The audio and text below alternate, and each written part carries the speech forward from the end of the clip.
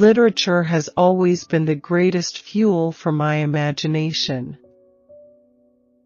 I think women have long been defined by their roles as procreators and wives, and we're expected to serve, take care of, say yes, and not ruffle any feathers.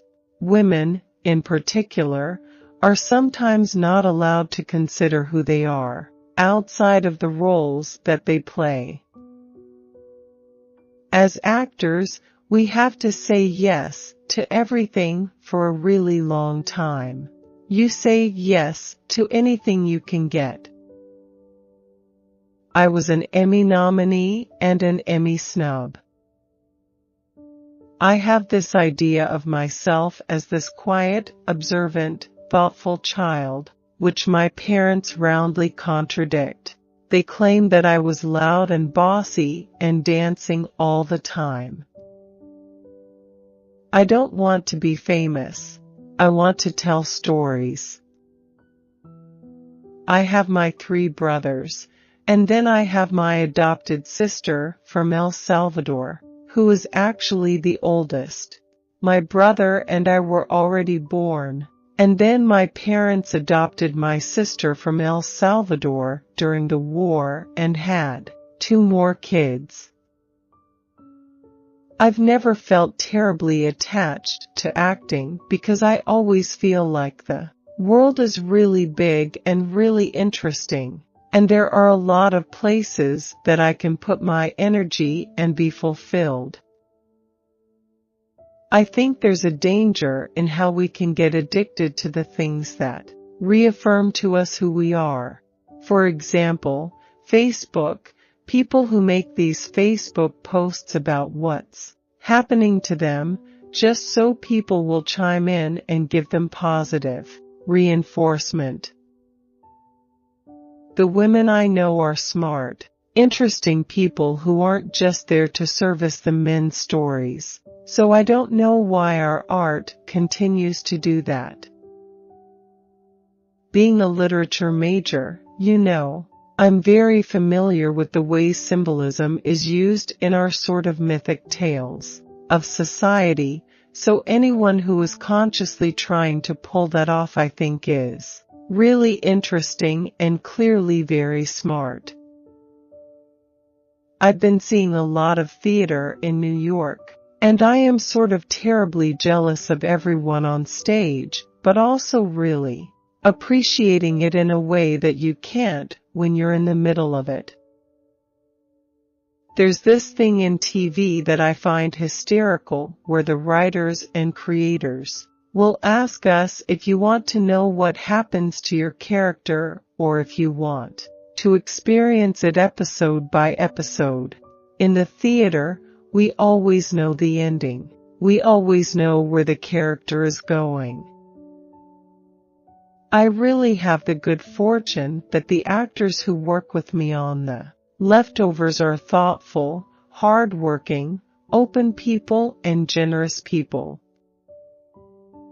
I'm from a family with 5 kids in it, and my father almost became a Catholic priest, and my mother never went to church, but she's the best Christian I know. My siblings have all chosen different paths to or away from their spirituality.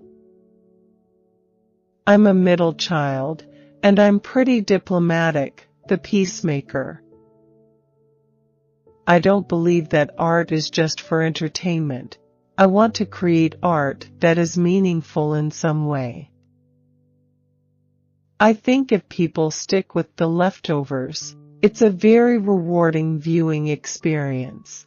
I wanted to be part of that, and what a great cast we got. I wanted to be one of those actors in that show. Parents always stay older than you, but siblings sort of become adults together, and that complicates that relationship, I think. My husband and I are huge bibliophiles. He's always reading the New York Times book review and then ordering 20 books online. I ended up doing 4 or 5 plays in college and being an English major with my thesis in language acquisition, which I was planning to study in graduate school. I didn't grow up knowing actors' names, and my parents weren't theater people.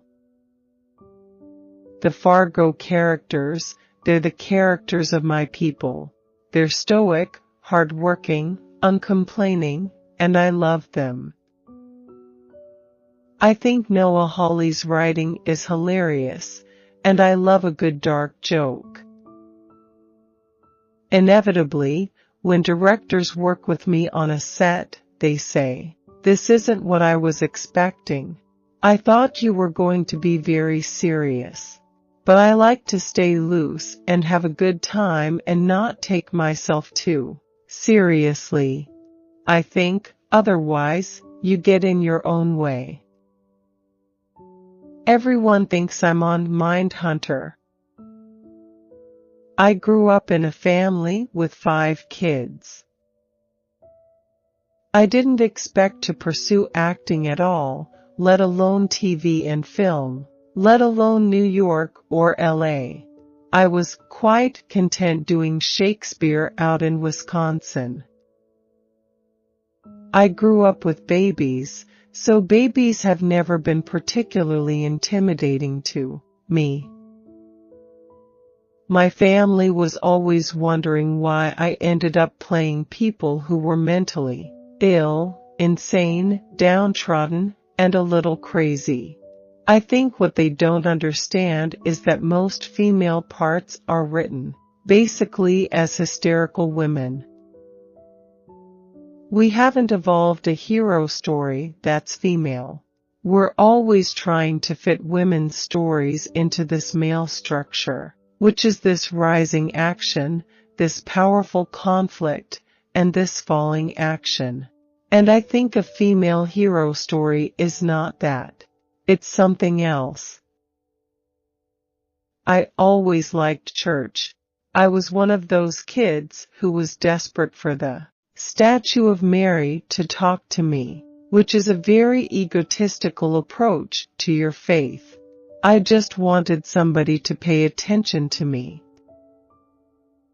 My family has never understood why I play crazy, angry, depressed people, because that is not the way they think of me. They see me as a totally messy, klutzy goofball, kind of weird and hyper. I rely on poetry or literature to keep me centered before I go on stage because it reminds me to be present. My parents are just really down-to-earth, earnest, hard-working people that don't want for anything. I think that really served me because when you put more value on experience than things, then you're going to go out and have experiences. I rarely get recognized, and whenever I do, it has to do with the leftovers because it came into someone's life at a particularly important time for them if they were dealing with grief or loss, or whatever tragedy, and they just caught it. And there is no rhyme or reason to the kind of person it is. Part of being an actor is the rhythm of the life of being an actor, and that involves coming together with a group of people, making something together that is intense and requires a lot of intimacy, and then walking away from it with the possibility that you will never see any of those people again. When you have good writing, the rhythm of the scene is very apparent. What the scene demands is very clear. It's much harder to act poorly written material. It's much harder to memorize poorly written material. Inevitably, when a scene isn't working for me, it's because I'm being self-conscious, and I'm not putting enough of my focus on my fellow actor. I think there is no better training than being on stage, because here's the thing, The theater requires you to act with your whole body. I think acting with your whole body gives you a root, and you can build from there.